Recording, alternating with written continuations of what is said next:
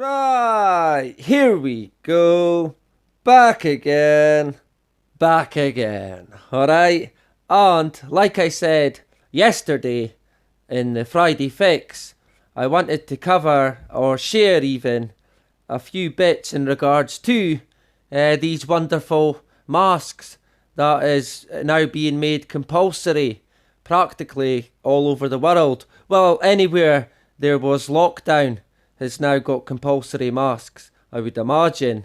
And in terms of the media, they are really going for people who don't wear masks or won't wear masks for whatever reason, of course. It could be a medical reason. And this lady here, as you can see, applause as woman kicked off plane for refusing to wear mask. Right, and this is where this is society today. This is 2020, and what a shame on that poor lady. And if I was there, there would have been trouble for sure, because yeah, that would have made me very fucking angry. So hopefully, the lady that it happened to is okay after that horrid experience. And the people on that plane, they should be ashamed of themselves, for sure. But yeah, this guy here, a doctor runs 22 miles in face mask to prove they don't lower oxygen levels. So there you go, that's that debunked then. But of course, this guy here with his fishnet mask is a triathlete. So yeah, you can imagine that he's pretty good at having low or containing his oxygen, because that's what athletes can do. But your average Joe is completely different. And as you can see, this old lady here, who is maybe not so healthy as a triathlete, the doctor, she collapsed with her mask on. And this guy on Twitter spotted her, and then spotted her again passed out, and reckoned it was most likely due to the mask. And yeah, it probably was, let's face it. And this is the BBC. They're always there to debunk stuff for us, keeping us safe. The good old BBC, right? And as you can see, deadly masks claims debunked, 24th of July 2020. Right, so what are they saying? Well, in terms of masks stopping oxygen, it says, but the breathable materials recommended for face masks worn properly won't inhibit your breathing. Breathlessness is a sign that your body is deprived of oxygen, known as hypoxia, right? So yeah, if you have the recommended material and it's worn properly, and that is two key factors in regards to masks. But of course, they're saying basically wear anything, and who knows what the majority of masks are actually made from. You would never know, to be fair. It then goes on to say, thin paper or cloth masks will not lead to hypoxia. Surgeons operate for hours wearing them. They don't get these problems, says Professor Keith Neal, an infectious disease expert. Right, so it must be true then. The WHO says the prolonged use of medical masks, when properly worn, does not cause CO2 intoxication nor oxygen deficiency. Right, so if you don't have the right material of mask, or if you wear it in the wrong manner, then it will most likely cause hypoxia. Right? So you have to wear it correct, and it has to be precise. I kid you not. And it then does say, while wearing a medical mask, make sure it fits properly and that it is tight enough to allow you to breathe normally.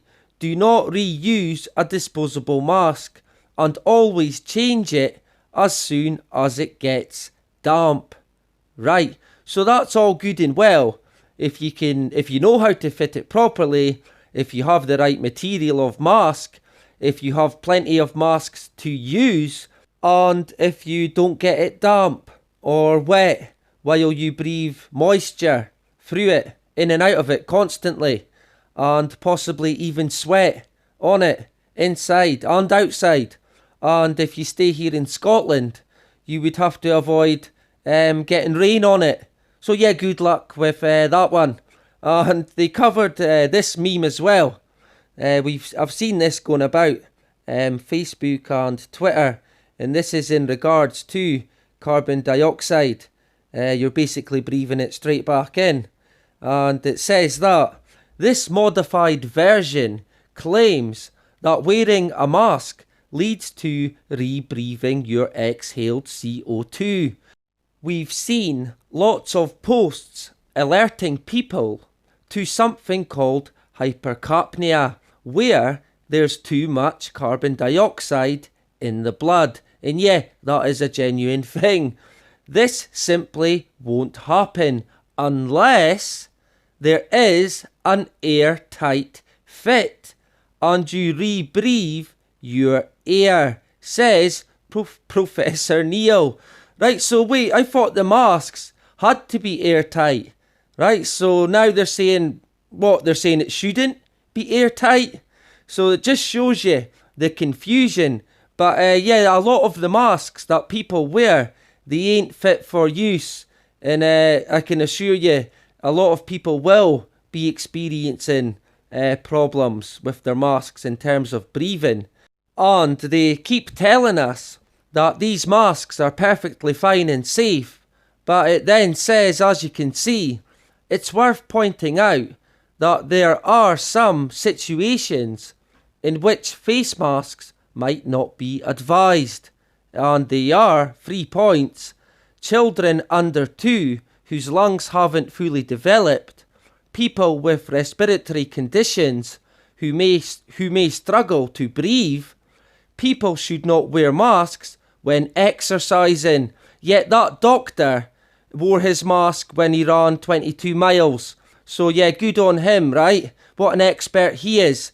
And yeah, as you can see, it's all to do with breathing.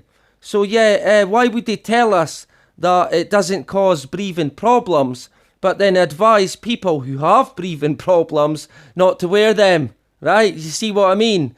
And yeah, it just shows you the confusion and the deception regarding masks. And I did see this as well, and it's looking like masks is just the beginning, really. And as you can see from MSN.com, gloves may be the next step after masks in the battle against COVID-19 infection. And yeah, it's crazy stuff. They don't want humans touching each other. They want human contact done away with. And it reminded me of this magazine from 1962 with the cartoon, and everyone's in a pod, if you like. And yeah, that's where it's heading. But I'd imagine that it will be 10 times worse than that. Let's face it. Anyway, with that said, I can now get to the stuff that I wanted to cover to begin with. But hey, I couldn't resist, right? But yeah, it's this guy here, Jon Rappoport. Now, I've known of Jon for about 3, possibly 4 years. And I say there's no journalists, real journalists, out there. There is none in the mainstream media. But Jon Rappoport, he is a real journalist. And I can't recommend him enough. And what I wanted to cover is this article he's done. Does wearing a mask cause diagnostic tests to read false positive for COVID? Right? So basically, does wearing a mask create a positive COVID test? And it says, suppose one of the most intense safety practices, wearing a mask, actually inflates the number of COVID diagnosis. Needless to say, it would be a bombshell. Suppose PCR and antibody tests turn out false positive results because people were wearing masks every day. It then says, how is that possible? Question mark.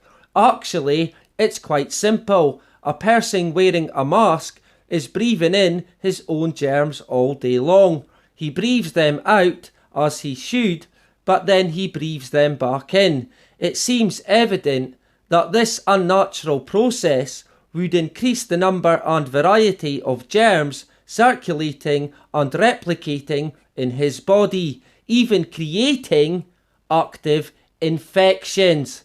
Right, and yeah, that won't come as a surprise, I'm sure, whatsoever. It then does say, along with this, a decrease in oxygen intake, which occurs when a mask is worn, would allow certain germs to multiply in the body. Damn straight. Germs which would otherwise be routinely wiped out or diminished in the presence of an oxygen-rich environment. Right, and that is definitely a very good point and worth bearing in mind when it comes to masks. And it does say as well, here's the key, both the PCR and antibody tests are known for registering false positive results, since they cross-react with germs which have nothing to do with the reason for the test. Right, so yeah, you can imagine that the mask agenda is playing into their hands in terms of test results, positive test results. And it then does go on to say as well, if wearing a mask increases the number and variety of germs replicating in the body and also increases the chance of developing an active infection, then the likelihood of a false positive PCR or antibody test is increased. Damn straight it is. And yeah, this is another fantastic article from John, but I'm not covering everything that's in it, but I will link it in, and I do certainly recommend that you go over and check it out and read it all, because he gets into it in a lot of detail in terms of the antibody tests. So yeah, John is certainly a journalist that I would recommend that you follow and check out and show your support for sure. And he did also cover in the article the situation regarding funds for COVID cases or COVID deaths. And yeah, it's another red flag as to how these hospitals and medical centres will get paid for COVID deaths. And of course they tell us that they don't. But John has once again proven that they're lying, and they do. So what a surprise. And some of them, a very substantial amount of money as well. So you can imagine the temptation of some of these psychopaths and businessmen who see the pound signs by the millions. So yeah, they wouldn't hesitate in writing COVID, that's for sure. Because a lot of these business people, let's face it, they are completely psycho. They don't care about no one or anything. And yeah, as you can see, John is on Twitter. So give him a shout if you're on Twitter and give him a follow. Actually, I just noticed there that he follows me as well. So yeah, good on you, John. He's in good company. He's learning from the best, of course. And yeah, that is about it for today. I just wanted to cover this from John, really. So check him out. But I will be back tomorrow with Meme of the Week and a few other bits, so look out for it. And that is about it. Bye-bye.